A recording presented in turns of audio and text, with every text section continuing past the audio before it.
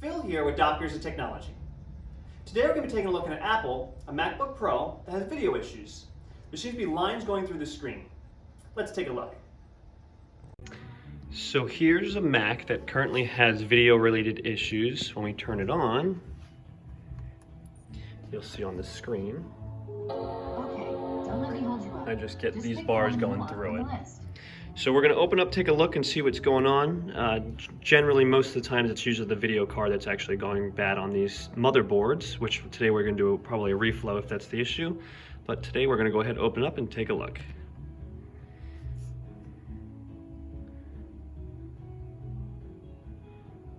Let's open it up. Okay, so we're going to first start out by taking all the screws around the sides and pop off this back panel. We'll go ahead and take a look at the motherboard.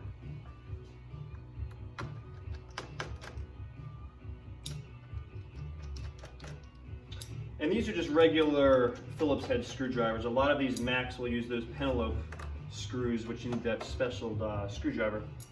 But regular old #1 Phillips head will work perfect.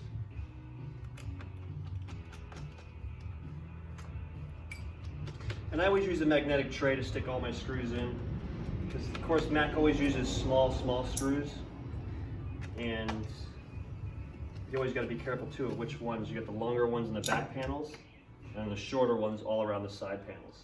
Usually just these three. And those hold portions of the motherboard in as well. So now we'll go ahead and pop this panel off. And as we can see, I could tell this has been opened before just because of a lot of the wear and tear on the actual wires. But what I'm going to have to do in order to get to the video card, it's actually under this board. Let me just show you a better view.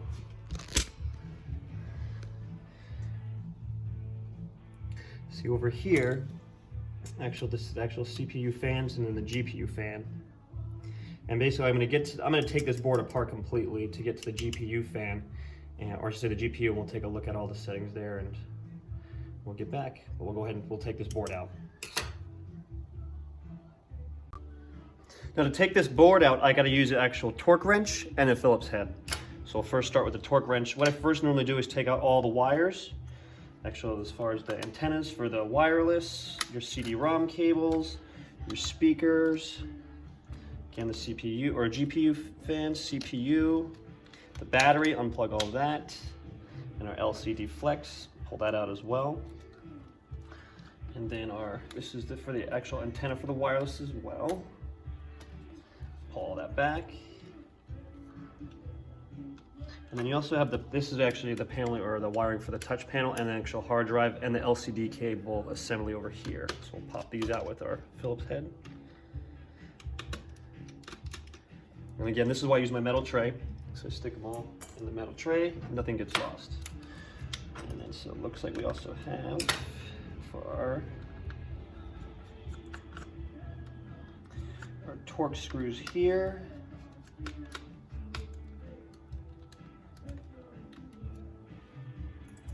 we'll pop these off. This is the actual cable for the keyboard, which the power button right here is attached to.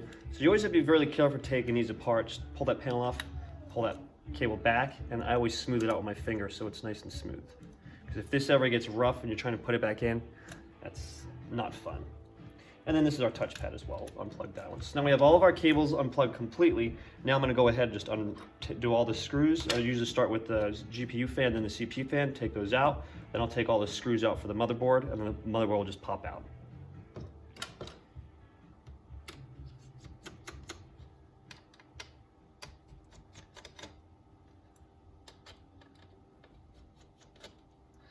And these I'll normally just put the fans just aside with the 3 screws. Same here.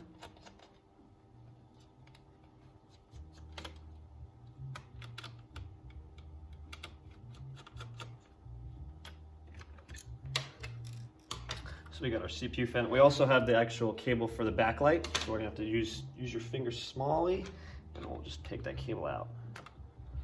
Just be very careful with that one. And now I'll go ahead and take out all the rest of the screws for the motherboard. And as you can see too, I see a lot of dust that's built up inside of these actual heat sinks from the CPU and the GPU, lots of dust. And that's generally what causes these issues. The fans are exhausting all the air, and then as it's exhausting the air, it's building up dust, a wall of dust over here, which basically the air gets back in, and it starts, all the heat gets created in here, and that GPU basically will just lose continuity to the motherboard, and then that's when you get all haywire with the video, sometimes no video, or you'll just get those blotches on it.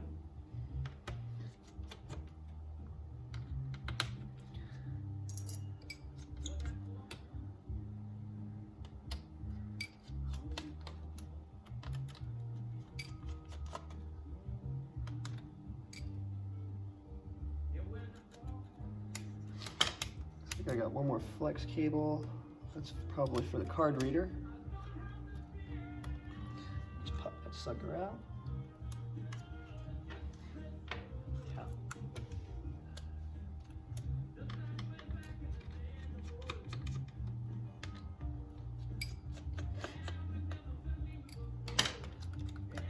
And she's getting loose. Be very careful when you're pulling these out. Looks like another flex cable I had.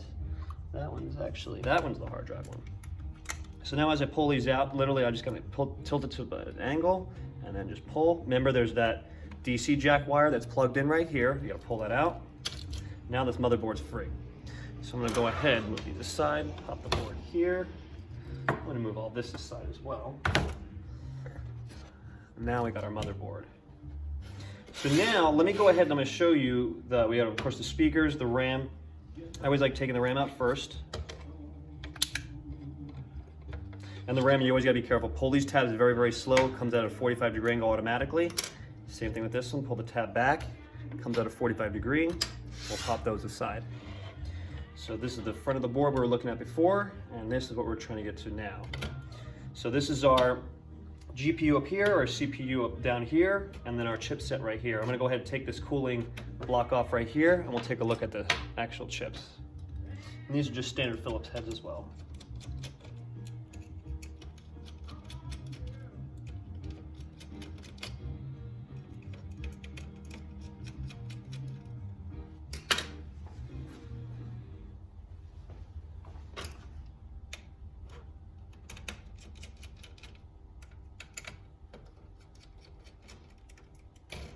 And we'll take these parts carefully, pop that right there.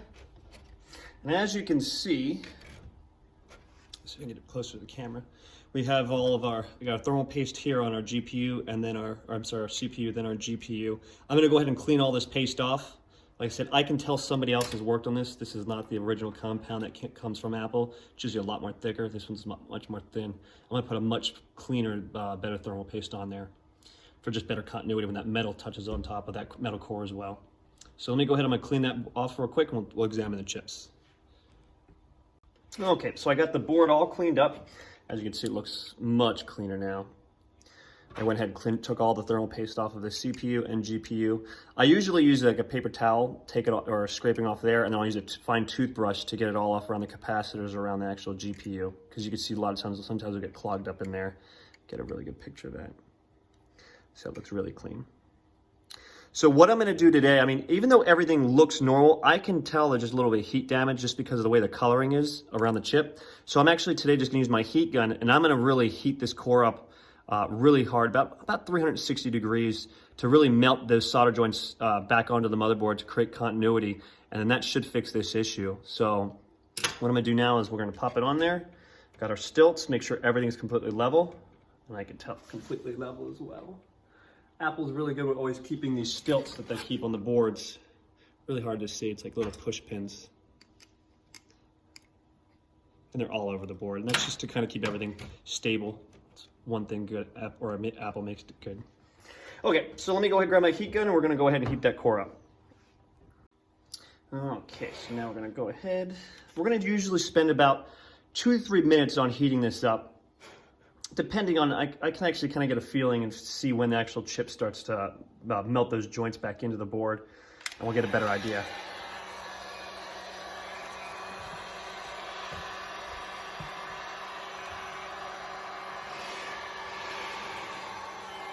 It's gonna be hard to see.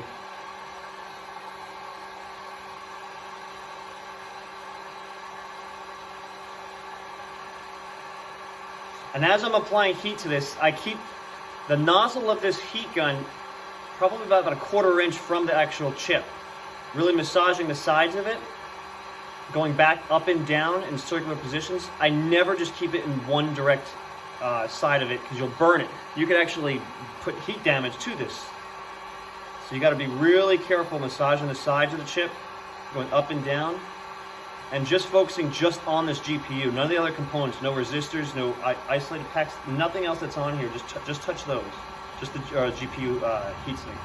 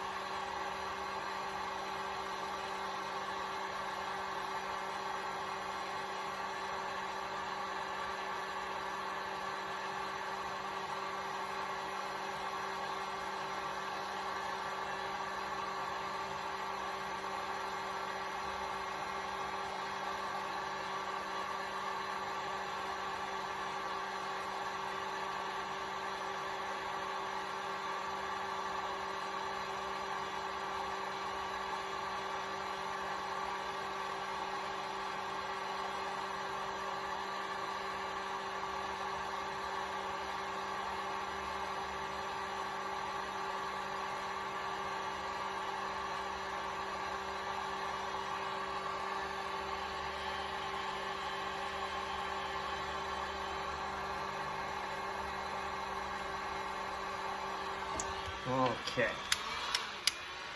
And of course you want to do it on low heat. You never want to do it on full blast because you could actually blow that component off of it. Or I should say other components. Now the key component, or the key thing now, is that by letting this cool. Once we heated that sucker up, which, let me grab my thermal gun. And as you can see, I'm going to go ahead and just take a look at that temperature, and it automatically peaks automatically at 320 right away, right on that core. So as that continues to drop, I'm going to let this just sit, not touch it, for about 5 minutes, maybe even a little bit longer. And I want to get that to about room temperature, about 79 degrees. And we'll go ahead and we'll let that sit for a bit. Okay, so I just did my thermal check now, and we're exactly at room temperature. I don't know if you probably can't see that. And so everything else looks cool, and I could even feel it's cool to the touch. You could actually feel, or I could feel how nice and cool the board is now. So now that everything's been reflowed, and like I said, the reason why we do the reflow is to basically heat that core to melt those solder joints all back onto the board so you get correct continuity. So now what I'm going to do is apply some really good thermal paste. I always use Corsair high thermal paste, the high performance. I mean, you can get really cheap stuff, but with these ones, when we're doing reflows, you really want to use the high density kind. And I'm going to apply just a little dab of it there on the GPU, and of course this little line on the CPU. And just always remember, guys, with thermal paste, less is best. You don't need to cake it on there. It's not going to make it cool down even better just because you caked it on. And then we're going to go ahead, pop the heatsink back on. And we'll use our Phillips head.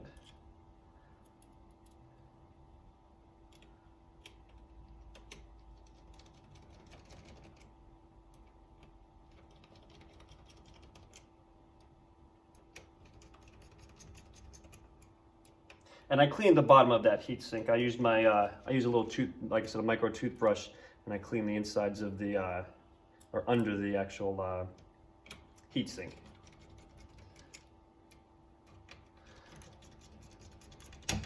So make sure all these are snug. And that's it. Everything else is all back to normal as far as the video issues. And now we'll go ahead, examine anything else. And now I'm going to bring our laptop back over. One last thing I always do is I clean the insides of the actual heat sinks with compressed air, and then same with the laptop. So I'll clean, as you can see, you could see all the residents here from where the fans were actually touching the backlit of the keyboard. And I'm going to go ahead and clean that all up, and then clean all the dust over here as well too. So we'll be right back. Okay, as we can see, we got everything all cleaned up now. Just use compressed air, cleaned all that dust up over here and here. Looks perfect. Same with our motherboard. All the heat sinks, you can see the core or the grooves inside here actually look perfect. Same with on this side. Okay, so now we're going to reinstall the board back together. First thing always, DC jack, plugged in. And it's a little tricky sometimes because you got to kind of move all the wiring and cabling to the sides while you pop it in. And you always want to stab the corner over here. I always try to just get the VGA, or I should say the NIC and the HDMI always aligned up first. Then it'll kind of just fall in. But as it falls in, you want to move all the cabling back. It's the worst when you put it together, then you notice you've left a cable inside. Then you got to take it all back out again. Backlight cable here. And that looks like I got all of them.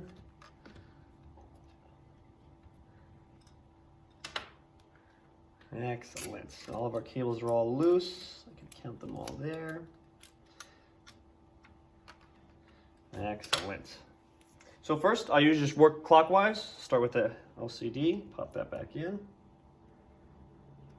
And guys, just be very careful when you're putting things back in. Notice I'm not screwing anything down yet. I just kind of want to get the wires, especially the really small petite ones, in first before I screw anything in.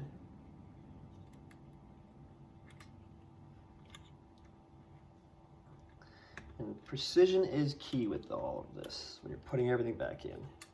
I kind of use my whole body when I'm putting everything in. And I always don't plug the battery in, plug that in last. And remember with our cable here with our keyboard, make sure, like I said, that's just flat when you pop it back in.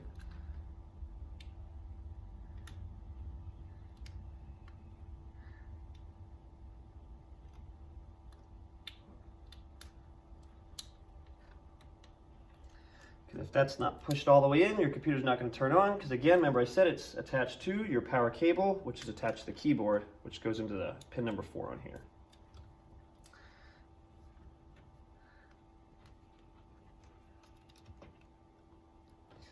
Sometimes you gotta use a flathead screwdriver to get some of these cables in. Just be very careful pushing on the cables.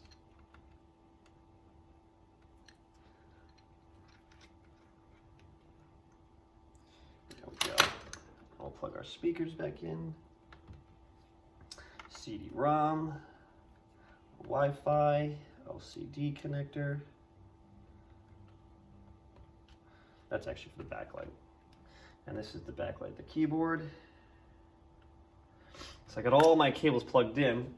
I'm gonna go ahead and just set some of the screws back in on the motherboard first. Usually I'll just put one on the top. And one here on the bottom. And be careful not to lose them inside the board.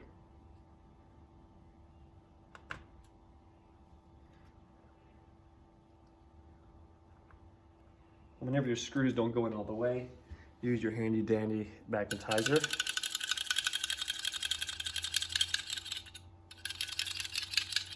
And that'll make your life a little bit easier.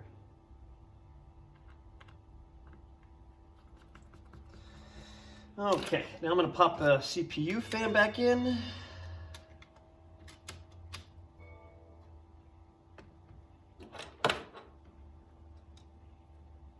These are all Torx as well.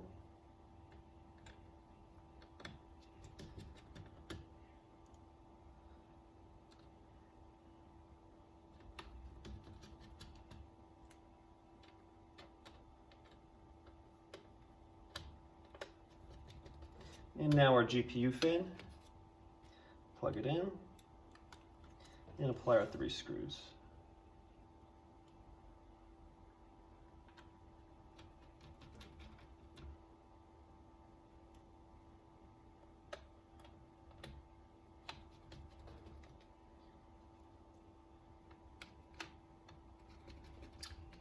All right, so we got everything all plugged back in, all the cabling. I can now plug my battery back in. I only have the 2 screws for the board. I still need to put the rest of the screws in, but I want to, before I plug everything in, I want to verify that heat treatment on that video GPU actually did fix the issue. So now I'm going to go ahead, We're gonna turn her on. Let's see if we get a better angle. Turn it back on.